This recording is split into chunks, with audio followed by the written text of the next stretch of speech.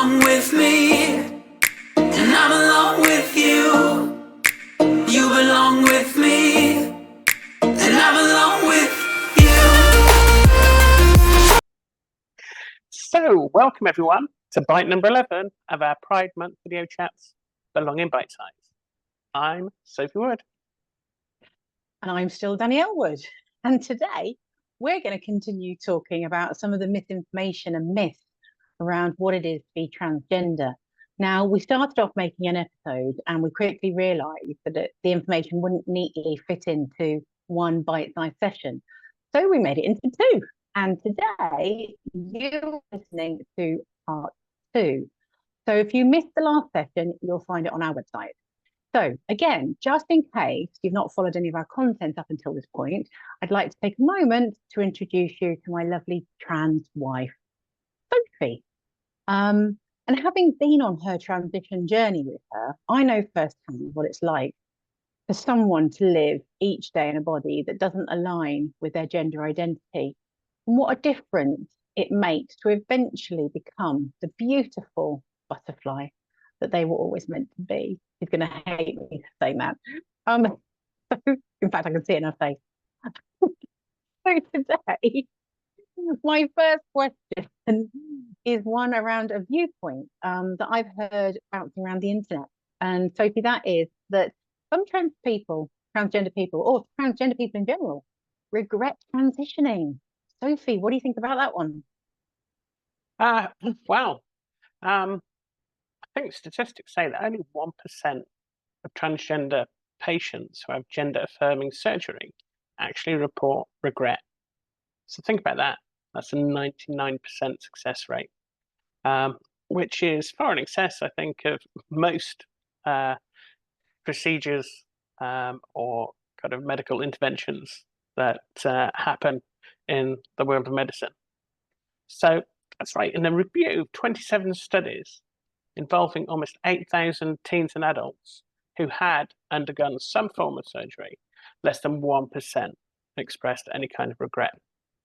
And indeed, studies have further suggested that rates of regret have declined over the years as patient selection and treatment methods have actually improved.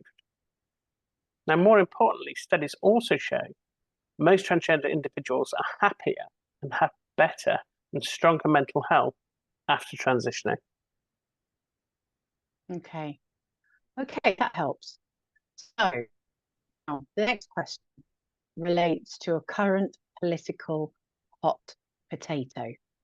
If you haven't guessed it already, that is that transgender people are a danger to others in bathrooms. Sophie, what do you think about that one? Yeah, you might be able to tell from my expression, I actually find it quite laughable because there's no evidence that trans people pose any risk to others in bathrooms. And this is a myth that is based on fear and on misinformation. So if you just want to do a litmus test on this, just consider the last time in your local newspaper, on your kind of social media website, the mainstream media website, the national newspaper that you choose to read, the last time you heard about a trans individual attacking anyone in a toilet. Yeah, it literally doesn't happen. Yeah? Trans people just want to use the restroom in peace like everybody else. So this is generally described as a gender critical belief.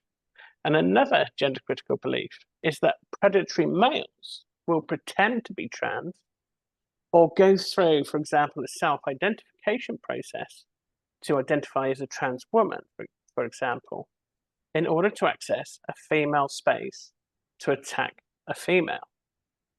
Now, this doesn't actually stand up to scrutiny. Like most gender critical beliefs, they are just not based in fact or real life experience at all. And this is why I say there is no trans debate, because the views that they want to debate are completely manufactured and not, in actual fact, real. So imagine if you're left-handed and I just, apropos of nothing, say all left-handed people are thieves. Now, as a left-handed person, you would just probably say, "What utter rubbish. That's nonsense. You've just made that up." Now I'm going to tell you, you're unreasonable. Now, I also find 2 examples of left-handed people who have been caught stealing from shops in, say, the last 10 years. So I use my huge and well-funded media resources to tell those stories on repeat for several years. Now, you as a left-handed person, you can't believe that people are actually taking this seriously. And you are now claimed to be a bully for imposing your left-handedness on people and shoving it down their throats. But in the meantime, left-handed people hate crime is on the rise. Then to compound things, you then have your government distracting from their failures by causing fear, concern and outrage about left-handers in society. Just take a moment to consider that. Now, I have just spent 2 minutes speaking absolute rubbish about something that is patently not real. And this is the same as gender critical thinking about trans women. It is neither based on reason nor reality. Thank you. I like that analogy. So moving on, how about kids are being forced into being transgender? So let's be really clear on this one. No one is forcing children to be transgender. You can't force anybody to be transgender. Children who identify as transgender are expressing their true selves. Yeah? Now, medical and psychological professionals work with families to ensure that any steps taken are in the best interests of the child.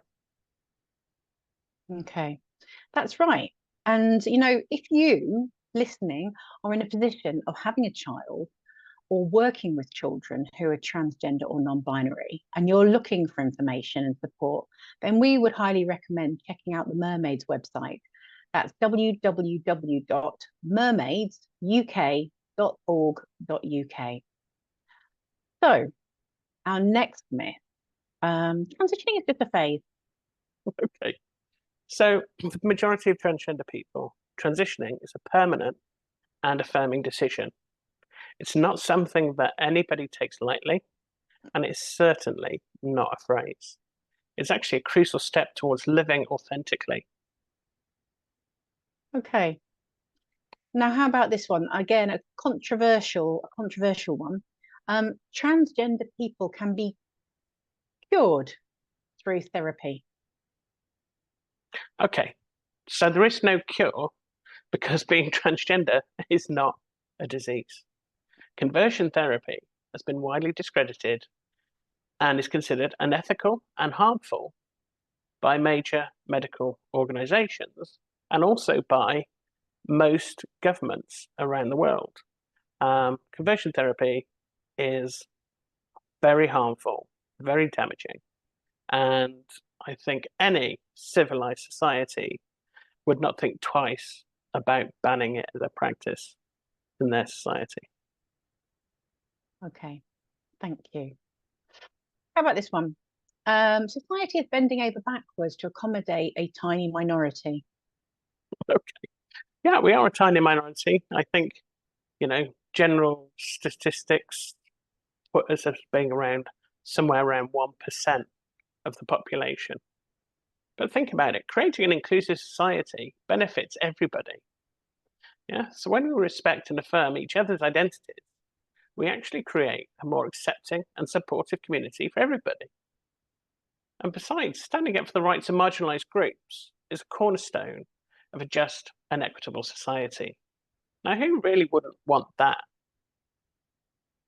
Exactly. So, thanks, Sophie. And we hope that some of those points just help just a tiny bit, because we know it's only the tip of the iceberg.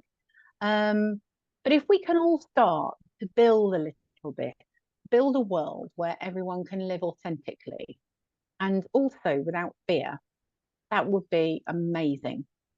So again, thank you for listening today, and let's keep spreading the truth.